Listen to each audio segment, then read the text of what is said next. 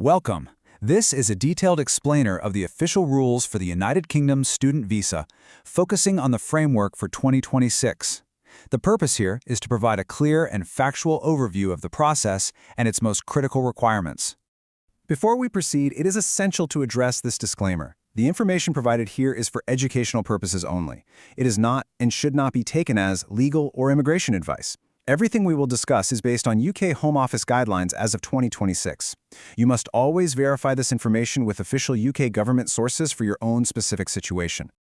Let's begin with a question that lies at the heart of many visa misunderstandings. Is receiving an offer from a UK university the final hurdle in securing your student visa? For many applicants, the belief is that the academic offer is the most significant part of the process. This belief leads to a very common and, quite frankly, a dangerous misconception. The idea that the process is a simple three-step journey. You get the university offer, you get a CAS number, and then your visa is automatically approved. This way of thinking is fundamentally incorrect and is a primary reason why many applications are refused. So this brings us to Section 1, the real visa test. The key here is to understand your official status as a temporary migrant, because that is precisely how the UK government will assess your application. So what is a UK student visa, according to the official guidelines?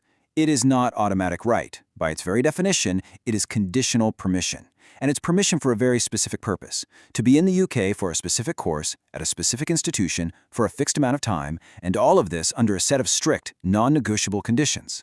It is absolutely critical to understand the difference in objectives here. A university's goal is straightforward: to admit a student who is suitable based on their academic abilities.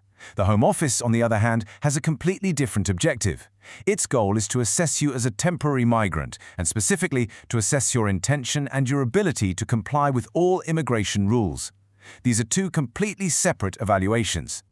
That leads us directly into Section 2, where we'll be decoding your CAS. The Confirmation of Acceptance for Studies is much more than just a reference number. It's a critical legal document, and you need to understand what it truly represents. So what is a CAS? Think of it as a legal declaration made by your university directly to the Home Office. In it, the university is confirming three key things: that they've assessed your academic suitability, that they've conducted initial financial checks, and that they have verified your English language ability. Any inconsistencies related to your CAS can lead directly to a visa refusal. For example, if the course that's listed on your CAS doesn't show a logical academic progression from your previous studies, a visa officer might question if you're a genuine student. Even with a valid CAS, a discrepancy like this creates a significant risk. And this brings us to the most crucial point about the CAS. A valid CAS does not guarantee that your visa will be approved. All it does is grant you permission to submit an application. The real assessment begins at this point. It certainly doesn't end here. Let's now move to Section 3, which covers the rules for family and dependents. It is vital to understand that the regulations in this area are not flexible. They are defined by strict, non-negotiable eligibility rules. According to the official guidelines for 2026, only two categories of students are eligible to bring dependents. The first group is students enrolled in a postgraduate research program, for example, a PhD. The second group is government-sponsored students whose course is longer than 6 months. This means that most students on taught master's programs are not eligible. To illustrate this, let's look at a very common scenario. A student gets accepted onto a one-year taught Master of Science program. They then apply for their own visa, and at the same time, they include their spouse as a dependent. The outcome in this situation is definitive. The dependent's visa application will be refused. This is not a judgment call. It's a direct and automatic application of the rule. You might ask, why was it refused?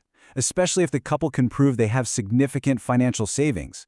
The reason for the refusal has nothing to do with finances. The application is refused simply because the main applicant's course type, a taught master's, does not meet the strict eligibility criteria. In the UK system, eligibility rules always override other factors like financial capacity. Now for Section 4, the strict work limits. The key message here is that these rules have absolutely zero flexibility and are actively monitored using integrated digital tracking systems. During term time, the maximum number of hours a student can work per week is 20. It's critical to understand that this limit is not an average that you can balance out over a month. It is a fixed maximum for each individual week, and again, there is zero flexibility. The rules are very clear about what type of work is allowed versus what is forbidden. You are permitted to have part-time employment during the term and full-time work during official university holidays. However, any form of self-employment, freelance work, contract work, or engaging in any business activity is strictly forbidden. This also includes any informal work, like cash-in-hand jobs. This brings us to our final section, Section 5, your permanent UK record. Here, we are going to cover how violations of the rules are detected and the very serious, long-term consequences that they carry. There's a common and dangerous belief that many students have, which is the idea that no one is checking. The assumption is that minor violations, like working a few extra hours, will simply go unnoticed. This belief is incorrect. So, how are violations detected? The UK's immigration system doesn't operate in isolation. It is fully interconnected with other government departments. Violations are often automatically detected by cross-referencing employer payroll records, tax data from HMRC, university compliance reports, and other routine visa checks. Any inconsistency between these datasets will be flagged. A single violation can have escalating long-term consequences. It can lead to the immediate curtailment or cancellation of your student visa.